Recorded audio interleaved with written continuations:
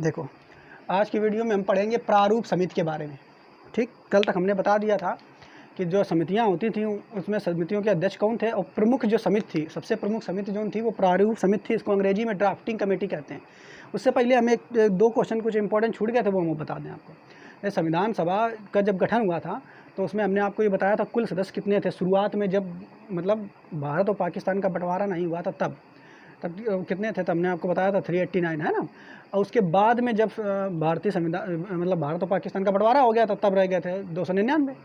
लेकिन कुछ यहाँ से प्रश्न और पूछ लिए जाते हैं, तो वो थोड़ा और देख लेते हैं। पूछ लेता है कि संविधान सभा जो थी उसमें कुल महिला सदस्य कितनी थी। कुल महिला सदस्य, तो टोटल जो महिलाएं सदस्य थी, ये क्वेश्चन कई बार आया हुआ है, वो 15 थी। ठीक है, कुल महिला सदस्य कितनी थी?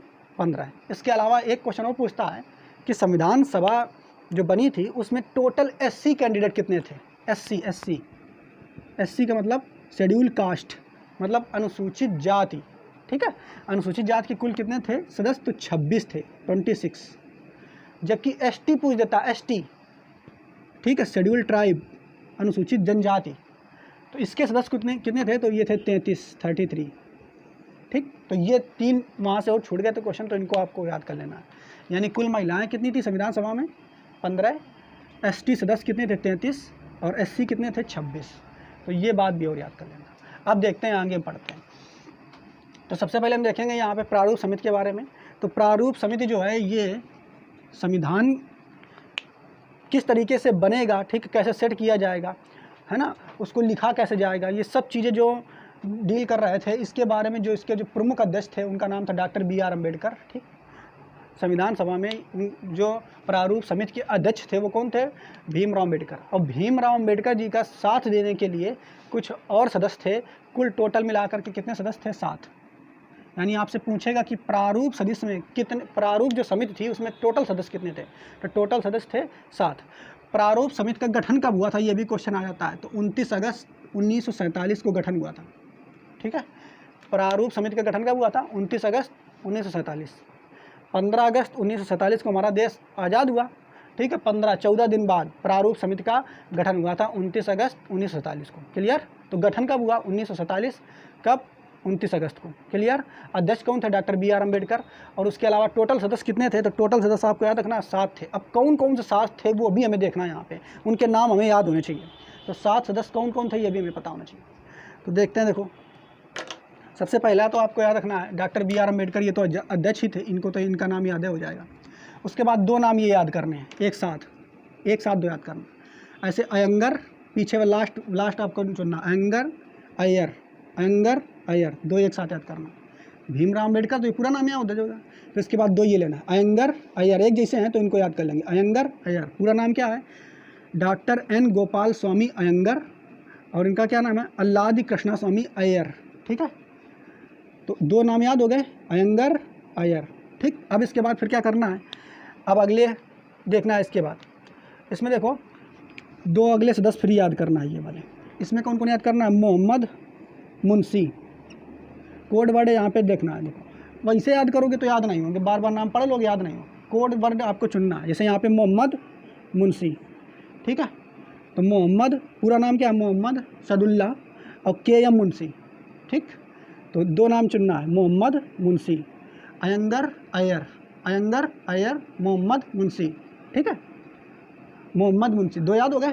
पूरा नाम क्या है? मोहम्मद सदुल्ला और KM मुंशी। इसके बाद आगे देखते हैं। यहाँ पे इधर देखो, यहाँ पे 2 और फिर है, लास्ट के ये 2 याद कर लेंगे। तो 2 ये याद कर लिए, 2 ये एक अम्बेडकर साहब, वो तो याद ही रहेंगे सभी को। इनका नाम क्या है? BL मित्तर और DP खैतान। ठीक है, BL मित्तर, DP खैतान। देखो, जैसे हम बता रहे हैं वैसे ही वीडियो को जब हम बताएं तो उसको पॉज करके आपको 1-2 बार मनन करना, सोचना है, तभी याद होंगे ये। ठीक, नहीं तो आप बिल्कुल भूल जाओगे। आप ऐसे पूरा नाम पढ़ोगे तो बिल्कुल आपको याद नहीं रहेंगे, पूरा ये भूल जाओगे। तो पहले याद करना, पहले डॉक्टर भीमराव अम्बेडकर, फिर दूसरा कौन था? अयंगर अय्यर। फिर उसके बाद कौन सा? मोहम्मद मुंशी। और उसके बाद फिर 2 हैं, BL मित्तर और DP खैतान। ठीक है, BL मित्तर, DP खैतान। ठीक है, BL मित्तर, DP खैतान, 2 याद हो गए। तो ऐसे याद कर लेना। अब पूरा नाम एक बार पढ़ लो इनके। भीमराव अम्बेडकर, इनका नाम है डॉक्टर N गोपाल स्वामी अयंगर। ये तो वैसे नाम जब देगा तो ये लास्ट वाला जो है ये सरनेम होता है, ये जरूर लिखा होता है, इसीलिए मैं सरनेम आपको जरूर बता रहा हूँ। ठीक है, डॉक्टर N गोपाल स्वामी अयंगर, अल्लादी कृष्णा स्वामी अय्यर, उसके अलावा मोहम्मद सदुल्ला, के.एम. मुंशी, बी.एल. मित्तर और डी.पी. खेतान। ठीक, तो ये 7 लोग थे। अब यहाँ पे एक चीज़ समझिए, देखो यहाँ पे क्या था कि एक जो ये थे बी.एल. मित्तर, ठीक, तो ये उस समय जब इनको गठन कराया गया, बस तो क्या हुआ कि ये बहुत बूढ़े व्यक्ति थे, उस समय बहुत ज़्यादा बूढ़े नेता थे। अब ये जो इतने ज़्यादा बूढ़े हो चुके थे कि ये काम करने के लायक नहीं रहते, ठीक, तो इन्होंने तुरंत कह दिया कि संविधान सभा में कह दिया कि मैं जो है इस समय काम करने के योग्य नहीं हूँ, मैं अपने पद से इस्तीफा देता हूँ और मेरी जगह किसी और को चुन लिया जाए। हैं, तो यानी कितने ईमानदार व्यक्ति थे, ये जान रहे थे कि हम भाई काम करने के लायक नहीं है, तो इन्होंने स्वयं कह दिया कि मैं भाई इस्तीफा दे रहा हूँ, मैं नहीं करूँ। आजकल के नेता 80 साल के हो जाते हैं, अगर कहीं संसद बना दिया, विधायक बना दिया, वो परे परे वहाँ के पैसा खाएंगे, वो कभी नहीं कहेंगे, भले ही अयोग्य हों, कुछ बीमारी हो, लेकिन वो अपने पद को इस्तीफा नहीं देंगे। तो आप यहाँ पे देखिए कितने ईमानदार व्यक्ति थे संविधान निर्माता में व्यक्ति की, जान रहे थे कि हम जब कुछ सहयोग ही नहीं कर सकते हैं तो हम इसमें क्यों बने रहें। भाई पैसा मिलता था, पैसा तो मिलेगा इस सरकार की तरफ से, लेकिन इन्होंने अपने पद को छोड़ दिया। क्यों? क्योंकि वो जान रहे थे कि हम इस योग्य हैं ही नहीं कि हम काम कर पाएँ। तो इन्होंने जब छोड़ दिया तो इनके स्थान पर दूसरे आए थे जिनका नाम था एन माधवराव। क्या नाम था? एन माधवराव। तो एन माधवराव, या इसे याद कर लो, देखो मित्तर, मित्तर नाम है ना, माँ शुरू है, मित्तर के स्थान पर माधवराव, या ये BM से है, ये BM से। मित्तर के स्थान पर कौन आए थे? माधवराव। तो क्वेश्चन अभी आपसे बताएंगे कैसे यहाँ से पूछता है। तो BL मित्तर के स्थान पे माधवराव, ठीक है, BL मित्तर, या मित्तर केवल याद कर लो, मित्तर के स्थान पे कौन आए थे? माधवराव। क्यों मित्तर ने क्यों इस्तीफा दिया था? क्योंकि वो वृद्ध थे, बूढ़े थे, और उन्होंने कह दिया था कि भाई हम नहीं काम कर पाएंगे, तो उनकी जगह पे माधवराव आए थे। इसके अलावा एक और व्यक्ति थे, इसमें देखो इनका नाम है डी.पी. खेतान। तो डी.पी. खेतान जो थे ये मृत्यु को प्राप्त हो गए थे, इनका देहांत हो गया था, तो इनकी जगह फिर कौन आए थे? टी.टी. कृष्णमाचारी। ठीक है, समझ पा रहे हो कि नहीं? कौन आए थे? टी.टी. कृष्णमाचारी। तो 2 लोग अलग से बाद में आए थे, गठन 7 लोगों का किया था, 2 उनकी जगह पर आए थे। किसकी जगह पे आए थे? मित्तर के स्थान पे माधवराव। ठीक है, मित्तर के स्थान पे माधवराव और खेतान के स्थान पे कृष्णमाचारी। ठीक है, समझ पाए? क्लियर? तो क्वेश्चन आपसे पूछ लेगा कि बताइए, ऐसे दे देगा ऑप्शन, उसमें दे देगा एक ऑप्शन, इसमें दे देगा, ठीक, इसमें से किसी का एक दे देगा, कह देगा संविधान में जो ड्राफ्टिंग कमेटी थी या प्रारूप समिति था, उसमें प्रारंभिक रूप से सदस्य इनमें से कौन नहीं था? तो इसमें दे देगा 3 नाम, 1 2 3, और एक इसमें से कोई दे देगा। ठीक है, 4 दे देगा। अब पूछेगा कि कौन नहीं था, तो तुम्हें पता होना चाहिए कि ये बाद में आए थे, माधवराव और कौन? कृष्णमाचारी। माधव, ये ऐसे याद कर लो, माधव भी कृष्ण को कहते हैं, कृष्ण, ये दोनों एक है, ये बाद में आए थे, कृष्ण माधव। ठीक है, ये कृष्ण माधव ये बाद में आए थे, समझ पा रहे हो कि नहीं? तो इसे तो याद हो जाएगा कि बाद में कौन आए थे? कृष्ण माधव, माधवराव कृष्ण, ये दोनों बाद में आए थे। लेकिन ये कैसे याद होगा कि माधवराव किसके स्थान पे आया था? तो माँ से माधव है, अब माँ से तुम्हारा क्या है? मित्तर। ठीक है, याद हो जाएगा कि नहीं? और ये टी.टी. कृष्णमाचारी, ये खेतान के स्थान पे आए थे, याद हो जाएगा ना? ठीक, इसको रिकॉल कर लेना, याद हो जाएगा। इसके बाद अगला यहाँ पे देखिए, अब जब इन्होंने संविधान जो हमारा कैसा हो उसको बना लिया, भाई हमारे देश का संविधान जो है ऐसा नहीं बना था, इतने सारे नेता मिल करके ये जान रहे थे कि हमारा देश जो एक बार विभाजित हो चुका है, टूट चुका है, इतने लोग राज्य कर चुके हैं, तो ऐसा दोबारा भविष्य में कभी ना हो। तो एक एक पॉइंट पर, एक एक चीज़ों पर भारत में इतनी विषमता है कि कभी दोबारा ऐसा संविधान बनाया जाए विश्व का कि यहाँ भारत में कोई भारत को खंडित ना कर सके, विभाजित ना कर सके किसी भी तरीके से, क्योंकि यहाँ पे इतने अलग अलग धर्म के लोग रहते हैं, इतनी सारी भाषाएँ हैं। ठीक है, तो ज़रूर कुछ ना कुछ होगा। भाई आंध्र प्रदेश नीचे चले जाओ, हैं, ऊपर हिंदी भाषी सब लोग रहते हैं, नीचे अलग अलग भाषाएं सब है ना, कितनी सब भाषाएं अलग अलग। तो ये जान रहे थे कि अगर ऐसा ताकतवर संविधान दुनिया का नहीं बनाया गया हमारे देश का, तो फिर से ये अलग हो गए, लड़ेंगे पक्का। ठीक है, तो इन सभी नेताओं ने बहुत सारा परिश्रम किया। इनमें से जो प्रमुख थे वो अम्बेडकर साहब थे, सबसे ज़्यादा परिश्रम इन्होंने किया था। ठीक है, तो अब क्या है, दुनिया भर के जितने संविधान हैं, पहले तो इनको पढ़ने के बाद जो मेन चीज़ें हैं जो हमारे देश के लिए उपयोगी हैं उनको लिया, लेकिन हुबहू नहीं कि नकल कर लिया। ठीक है, कहा जाता है कि हमारे कुछ लोग कहते हैं कि हमारे देश का जो संविधान है वो विदेशों का जो संविधान है उसको कॉपी किया गया है, उधार का संविधान का, लेकिन ऐसा नहीं है। वो हुबहू उन्होंने कॉपी नहीं किया कि वैसे पॉइंट उतार के रख दिए, नहीं, उनमें से जो ज़रूरी चीज़ें हैं उनमें संशोधित करते हुए तब उनको उतारा गया है। समझ पा रहे हो कि नहीं? तो ये यानी इंडिया का कल्चर अलग है, वो जिनसे लिया है वो बात आपको बताएंगे बाद में कि कहाँ से क्या लिया गया है। ठीक है, संविधान के स्रोत जब हम पढ़ेंगे इसके बाद चैप्टर, तो वहाँ से बताएंगे हमारे संविधान में कौन सी चीज़ें कहाँ से किस देश के संविधान से ली गई। ठीक, तो अब यहाँ पे देखो, अब जब संविधान बन गया पहली बार कि ऐसा बनेगा संविधान, तो सबसे पहले उसको प्रकाशित किया गया। प्रकाशित मतलब क्या किया गया? संविधान सभा के जो लोग थे उन्होंने सोचा कि भाई संविधान हमने बना तो दिया गया है, हो सकता है हमसे कोनो न कोनो कमी रह गई हो। ठीक, तो इसके लिए क्या किया कि पहली बार संविधान जो बना है उसके संविधान को सब पहली बार प्रकाशित किया गया 21 फरवरी 1948 को, ठीक। यानी संविधान का जो प्रारूप बना था पहली बार कि संविधान हमारा ऐसा होगा, ये जो बातें लिखी होंगी, पहली बार इसको पेपर में निकलवा दिया गया। क्यों? क्योंकि इंडिया में इतने लोग पढ़े लिखे हैं, ज्ञानी हैं, तो वो देखें और देख करके अपनी राय दें कि कौन सी चीज़ सही है, कौन सी गलत। अगर वो सही होगी, उनका कथन सही होगा तो उसमें सुधार किया जाएगा, अन्यथा जैसा है वैसा ही बना रहा है, ठीक है। तो पहली बार क्या किया, संविधान जो है वो प्रकाशित कब किया गया था, तो याद करना है 21 फरवरी 1948 को पहली बार प्रकाशित किया गया था, ठीक है।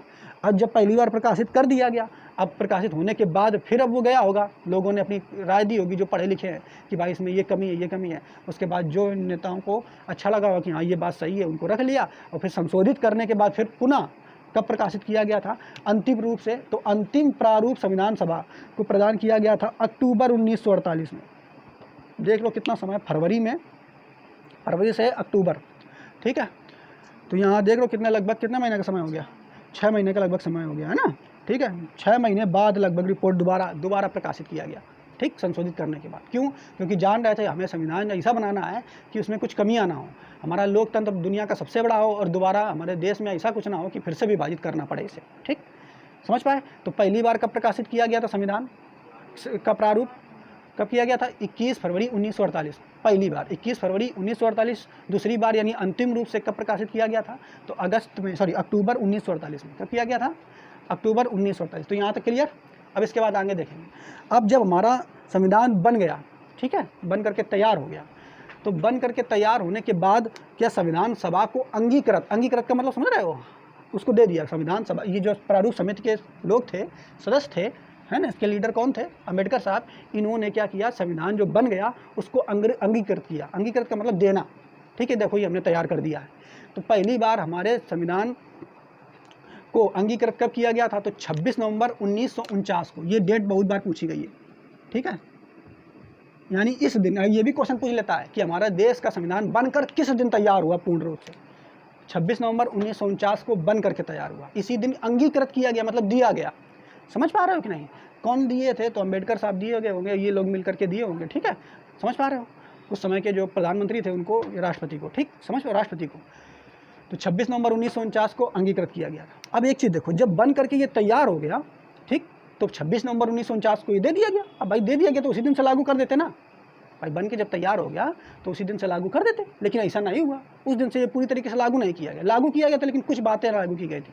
तो 26 नवंबर 1949 को आंशिक रूप से लागू किया गया था। ये आंशिक रूप, कुछ 6 बातें लागू की गई थी, पूरी तरीके से लागू नहीं किया गया था। अब ऐसी बात क्या आ गई कि 26 नवंबर को अगर जब बन के तैयार हो गया तब फिर काहे की देरी, लागू कर देते तुरंत। तो बात ऐसी थी कि यहाँ पे एक ये प्रश्न आता है कि लागू पूर्णता कब गया। तो आपको पता है गणतंत्र दिवस आप लोग, हाँ, गणतंत्र दिवस आप लोग कब मनाते हो? 26 जनवरी, ठीक है। 1950 से शुरू हुआ था, तो 26 जनवरी को हम मनाते हैं अपना गणतंत्र दिवस। यानी 26 जनवरी को ये पूरी तरीके से लागू हुआ था। ऐसा क्यों? आप जानते हो ना, गणतंत्र दिवस 26 जनवरी को मनाया था। तो ऐसा इसलिए हुआ था क्योंकि 26 जनवरी 1950 को ये क्या किया गया था, पूरी तरीके से लागू किया गया था।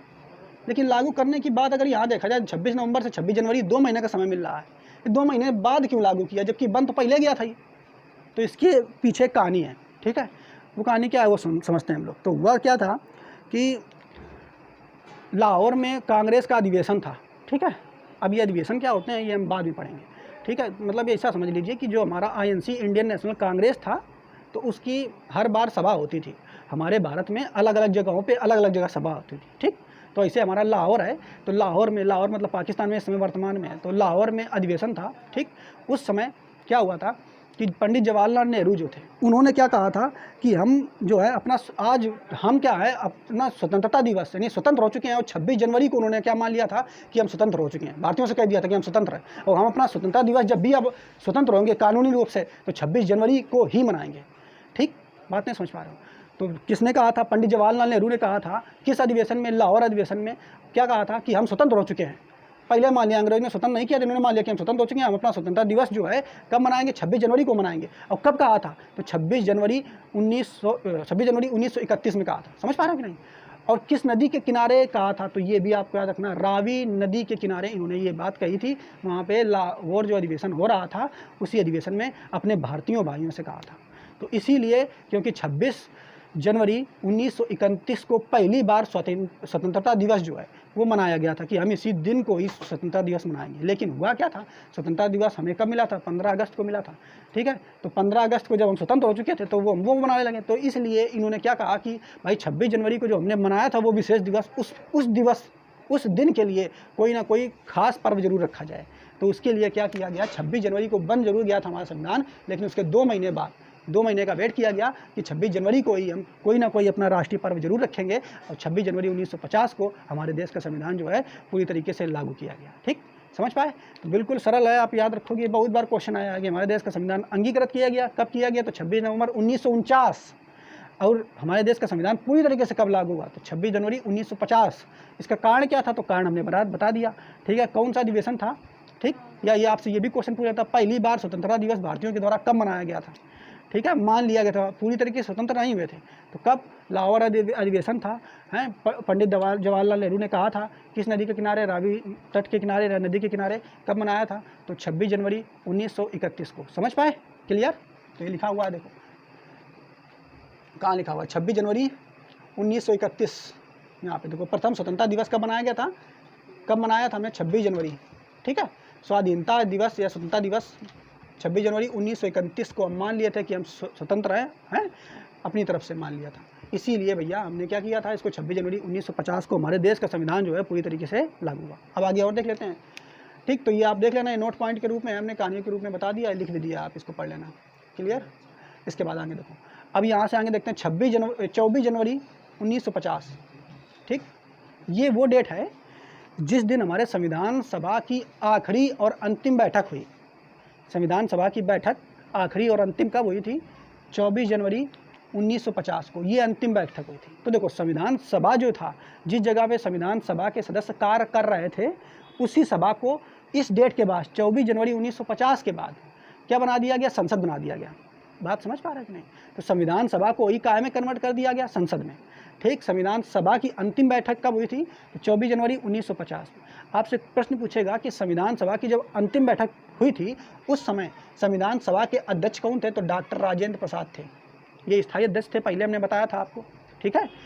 इसके अलावा संसद के अध्यक्ष कौन थे? ये भी प्रश्न बहुत बार आया है रेलवे वगैरह एग्जाम में, ठीक है। संसद के, जब भाई हमने क्या बताया, संविधान सभा को संसद में कन्वर्ट कर दिया गया, तो संसद के अब कोई अध्यक्ष होंगे कि नहीं? तो संसद के अध्यक्ष कौन थे? तो उनका नाम था जीवी मावलंकर। क्या नाम था? जीवी मावलंकर, ठीक। ये बिल्कुल याद रखना है कि जब हमारे देश का संसद पहली बार बना तो उस संसद के अध्यक्ष कौन थे? तो जीवी मावलंकर। या फिर ये कह देगा कि संसद में जो लोकसभा होती है, लोकसभा के प्रथम, ठीक है, लोकसभा अध्यक्ष कौन थे? प्रथम लोकसभा अध्यक्ष तो जीवी मावलंकर। समझ पाए? ये प्रश्न रेलवे में बहुत बार आया। क्लियर? ठीक। अब यही देखो, संविधान सभा की अंतिम बैठक 24 जनवरी 1950, संविधान सभा की अंतिम बैठक। इसके बाद और देखो, हमारा जो संविधान था वो बन के कितने दिन में तैयार हुआ था? ये भी प्रश्न बहुत बार आया है। तो ये तो बिल्कुल सरल, आपको याद करना है। 2 वर्ष 11 माह 18 दिन, ठीक है।